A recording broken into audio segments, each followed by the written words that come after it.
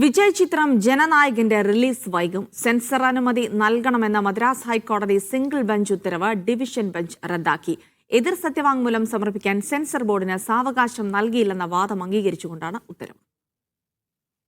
സിനിമയ്ക്ക് US certificate നൽകണമെന്ന single bench ഉത്തരവ് റദ്ദാക്കിയാണ് മദ്രാസ് ഹൈക്കോടതി ഡിവിഷൻ ബെഞ്ചിന്റെ ഉത്തരവ്. സ്വാഭാവിക നീതി പാലിക്കപ്പെട്ടില്ലെന്ന് നിരീക്ഷിച്ച കോടതി വിഷയം വീണ്ടും പരിഗണിക്കാൻ സിംഗിൾ ബെഞ്ചിന് തിരിച്ചയച്ചു.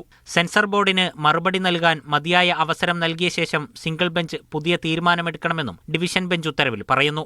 ഹർജിയിൽ ഭേദഗതി വരുത്താൻ നിർമ്മാതാക്കളായ KVN പ്രൊഡക്ഷൻസിനും കോടതി അനുമതി നൽകി. സെൻസർ ബോർഡിന്റെ ഭാഗം കേൾക്കാതെ കേസിലെ വസ്തുതകളിലേക്ക് സിംഗിൾ ബെഞ്ച് കടക്കാൻ പാടില്ലായിരുന്നുവെന്ന് ഡിവിഷൻ ബെഞ്ച് നിരീക്ഷിച്ചു. CBFC പറഞ്ഞ മാറ്റങ്ങൾ മുഴുവൻ വരുത്തിയിട്ടും അകാരണമായി സർട്ടിഫിക്കറ്റ് തടഞ്ഞുവെന്നാണ് നിർമ്മാതാക്കളുടെ വാദം. ജനുവരി 9 പൊങ്കൽ റിലീസായായിരുന്നു ചിത്രം തിയേറ്ററുകളിൽ എത്തേണ്ടിയിരുന്നത്. എന്നാൽ റിലീസിന് ദിവസങ്ങൾക്ക് മുൻപ് ചിത്രത്തിന് സെൻസർ സർട്ടിഫിക്കറ്റ് ലഭിക്കാതെ വന്നതോടെയാണ് നിർമ്മാതാക്കൾ ഹൈക്കോടതിയെ സമീപിച്ചത്. News desk media 1.